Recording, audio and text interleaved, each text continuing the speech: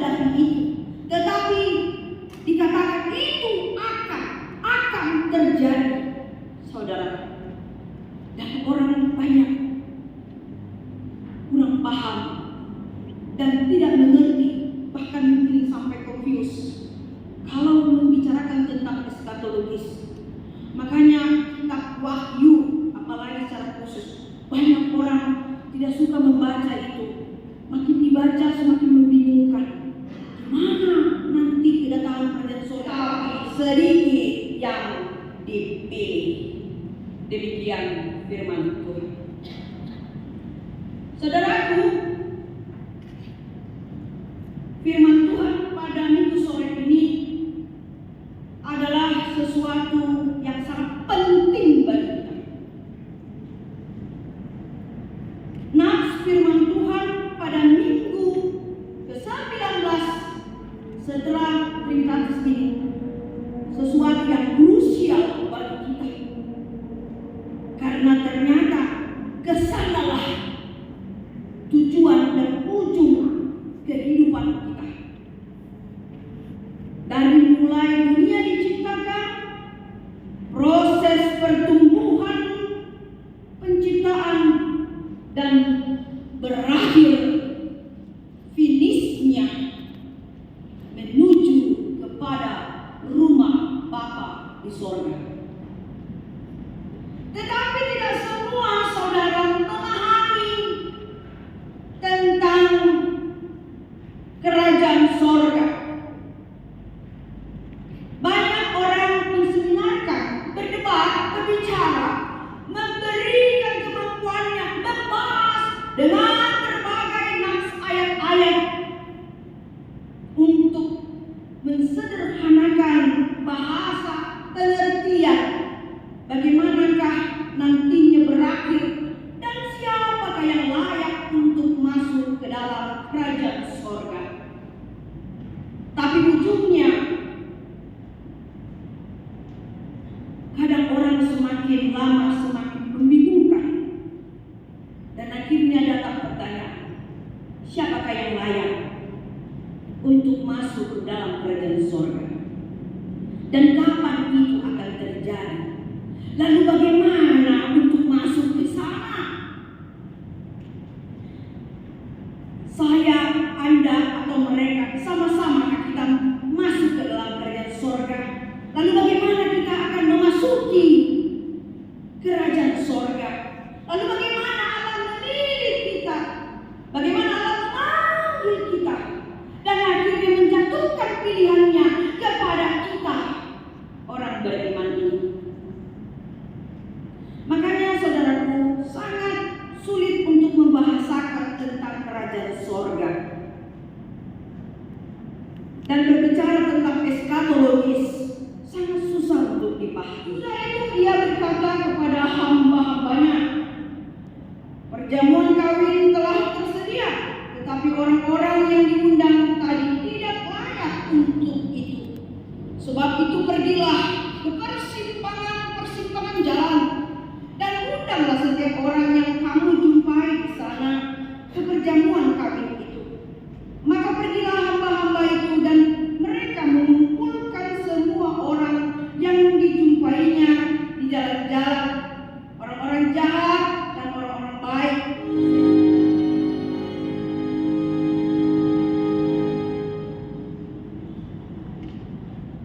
Damai sejahtera Allah yang melampaui segala akal akan memelihara hati dan pikiranmu dalam Kristus Yesus Tuhan kita.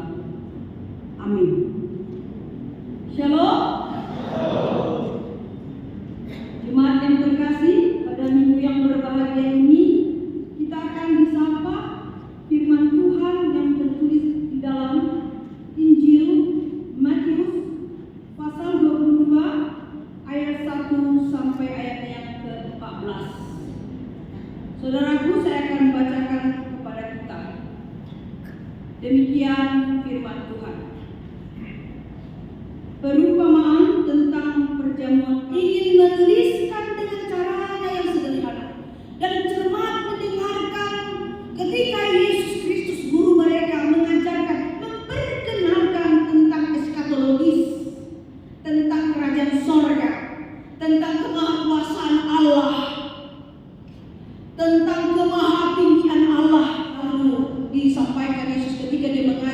banyak dan murid-muridnya. Karena tidak semua orang paham dengan bahasa Tuhan.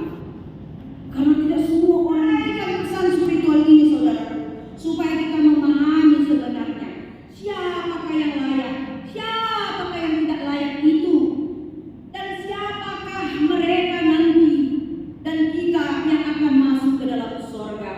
Akhirnya diberikanlah perumpamaan ini.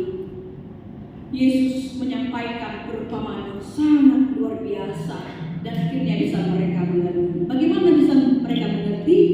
Nah, inilah perumpamaan ini, dan saya harap kita juga akan memahaminya. Perumpamaan Yesus ini disampaikannya, dia ibaratkan seorang raja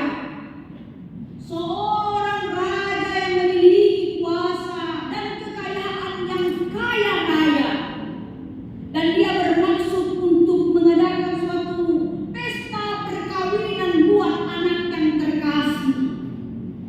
Dia ingin mengundang semua orang masyarakat yang dia pimpin di dalam kerajaannya. Raja yang baik, raja yang bijaksana, yang kaya raya dan maha kuasa, penuh cinta dan kasih. Dia akan memberikan yang terbaik buat anaknya, buat putranya yang dia kasihi. Karena dia ingin memberikan suatu tapi bisa kita lihat, kalau seorang penguasa, pemimpin atau raja untuk mengadakan suatu event, pasti dia akan meminta mahar dan pajak dari masyarakatnya. Berbahagialah engkau membawa Alkitab ini. Kalau HP pasti dimanapun kita bawa. Mungkin hanya ketika kita mandi nggak kita bawa. Kalau boleh juga disampaikan kita bawa juga HP kita waktu mandi. Tapi mau saya katakan, berbahagialah engkau yang mau membawa Alkitab ini.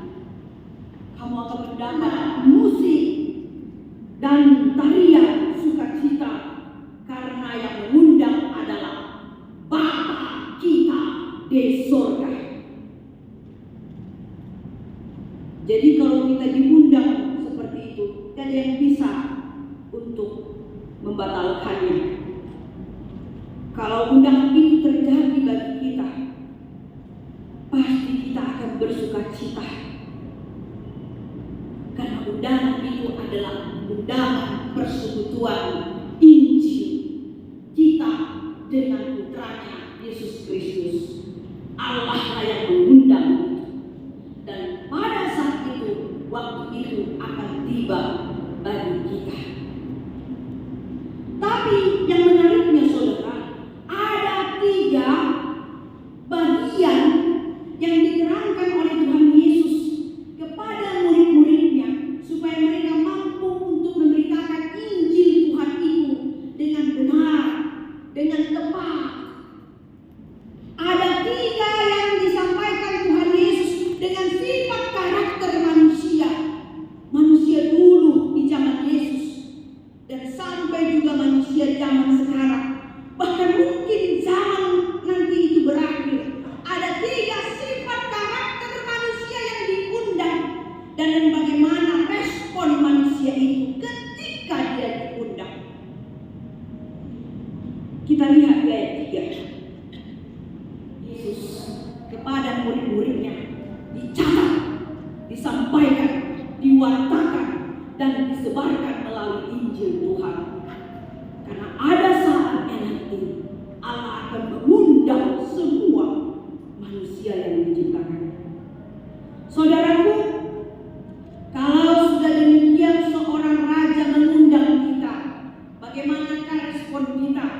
Kalau diberikan dokon jojo, kita diundang, tidak perlu pakai amplop, tidak perlu pakai kado. Bahkan hanya dikatakan datang saja kepada raja yang mengundang.